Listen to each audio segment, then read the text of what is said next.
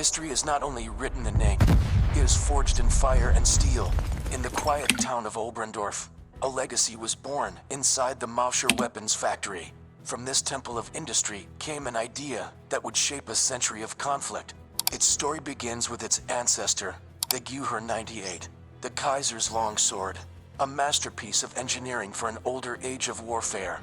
It was precise and powerful, but its length, designed for trench lines, would become its greatest flaw.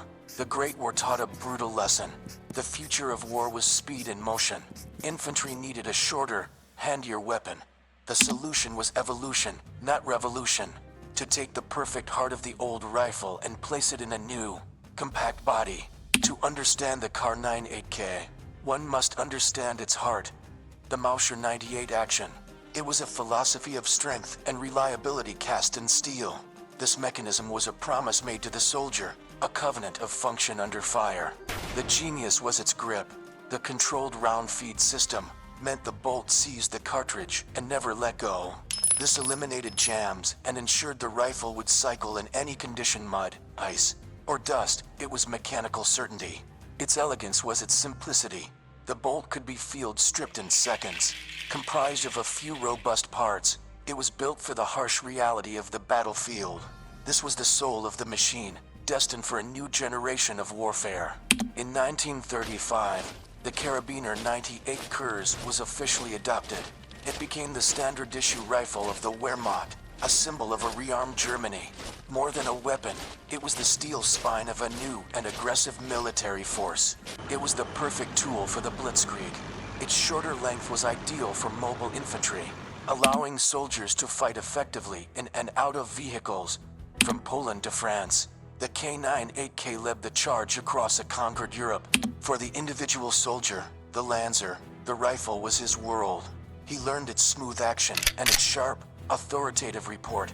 It was an instrument of aimed, deliberate fire, supporting the terrifying new machine guns of the squad. A weapon's true test is environment. In the frozen hell of the Eastern Front, where complex machines failed, the K98K's simple action refused to freeze. Its reliability in the brutal cold became the stuff of legend. In the searing deserts of North Africa, it endured the opposite extreme. The action's powerful extraction could force its way through sand and grit that would choke other rifles. It was a tool that could be trusted in any climate. From the forests of the Ardennes to the rubble of Stalingrad, the K98K proved its worth. It was a rugged, versatile weapon, a generalist's tool that performed admirably on every front of a global war, a testament to its flawless design. Not all rifles were created equal. The most accurate off the production line were selected for a special purpose. They were hand-tuned and destined to become the eyes of the infantry, the sniper's tool. Fitted with telescopic sights, the K98K was transformed. Its inherent accuracy and powerful cartridge made it an ideal platform. In the hands of a skilled sharpshooter or sniper, it became one of the most feared weapons on the battlefield. The German sniper was a patient hunter. The slow, deliberate nature of the bolt-action rifle suited his craft perfectly. Each shot was a calculated event, sowing terror and paralysis with cold, impersonal precision from hundreds of meters away. One rifle is a tool. 14 million is an industrial enterprise. To feed the war machine, a network of factories across Europe churned out K98Ks on a colossal scale. This was the brutal rhythm of total war production. As the war dragged on, quality was sacrificed for quantity. Fine wood was replaced with laminated stocks, and machine parts were replaced by cheaper stamped metal. The rifle's elegant finish became a casualty of wartime necessity. The late-war Kriegsmittel was ugly and rough, but its core mechanics, the barrel and the Mauser action, remained uncompromised. It was a testament to a production system that prioritized function over form to the very end. But the tide of technology was turning. The K98K was a 19th century design facing a new threat. Its slow, deliberate rate of fire was its Achilles heel in a rapidly evolving battlefield. The American M1 Garand could unleash a volume of fire a bolt-action rifleman could not match. The distinct ping of its ejected clip became a dreaded sound for German soldiers. It was the sound of being outgunned. German tactics had to adapt. Unable to match the enemy's firepower, soldiers relied more heavily on their machine guns and their own marksmanship. Every shot from the K9 8K had to count, a single moment of precision against a storm of lead. In the war's final, desperate days, the rifle was placed in new hands.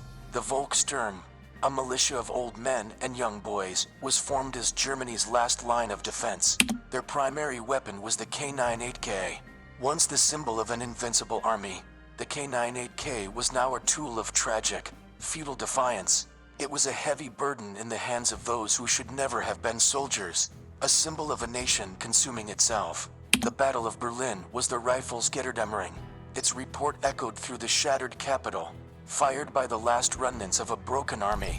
When the surrender finally came, the rifle's wartime journey was over. Victory left Europe awash in captured arms. Millions of K9 8Ks were surrendered and collected. For the Allies, this ocean of steel was both a problem and an opportunity. A decision had to be made: destroy or redistribute. Many rifles were refurbished and stored away. The Soviets, in particular, re-arsenaled hundreds of thousands. Packed in Greece, they were kept as war reserve, ready to arm the new allies of the Cold War. The rifle shed its old identity. It was adopted by nations like Norway and France. The K9 8K became an orphan of a dead empire, a global commodity ready for service under any flag that needed a simple, reliable weapon. Its legacy continued in direct copies made in Yugoslavia and Spain.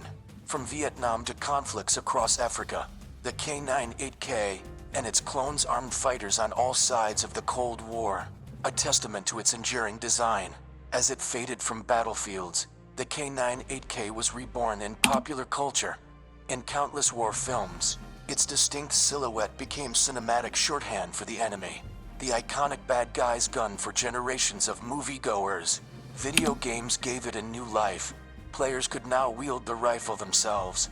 It was no longer a historical artifact, but a digital tool celebrated for its power and precision, a perfectly balanced game mechanic. Through film, games, and reenactment, the rifle was transformed. It was stripped of its brutal reality and became a piece of popular iconography, its long shadow stretching from the annals of history to the screens of modern entertainment. Today, the rifle is a historical document written in steel.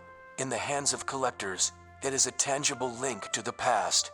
Each rifle tells a unique story of its journey through the chaos of the 20th century. Collectors become detectives, deciphering the codes and proof marks stamped on every part. These wafflets reveal the rifle's year and place of birth, a hidden language for those who know how to read it. The dings and scars on its stock are not blemishes, they are its history. Each mark is a silent witness to a moment in time. The rifle no longer speaks with fire, but with the quiet voice of an artifact to be preserved. The rifle found a final, peaceful calling at the shooting range. Its strength and accuracy made it a favorite among civilian marksmen. A tool of war was repurposed for a quiet country pastime, its ultimate demilitarization. Surplus Mausers armed a generation of hunters and target shooters. They were affordable, reliable, and powerful. Many were sporterized, their military features removed as they were fully adapted to a new, civilian life. In vintage rifle competitions, it competes with its old foes. The contest is not of nations, but of skill. Here, the rifle is celebrated purely for its mechanical virtues, a classic piece of firearms engineering. The K9 8K's most profound legacy is in the DNA of modern rifles.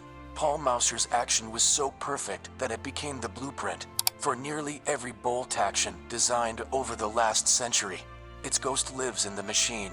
From sporting rifles to military sniper systems, the emphasis on a rigid, reliable action for precision shooting can be traced directly back to Mauser's work. The ideas within the K9 8K are immortal, refined but never truly replaced. So what is the final measure of this object? It is a paradox. It was a tool of tyranny and a marvel of engineering, a weapon of terrible destruction and a trusted companion to millions of soldiers. Its story is a warning about the brutal efficiency of industrial war, and a lesson in the enduring power of good design. It does not ask for judgment, only for our understanding of its complex and violent history. The report of its firing has faded into silence, All that remains is the cold steel itself, an echo from the past, a silent object that still carries the immense weight of the history it helped to create. If you enjoyed this video and want to see more about the marvelous weapons of war, make sure to like, subscribe, and hit the bell icon so you don't miss out on any new videos.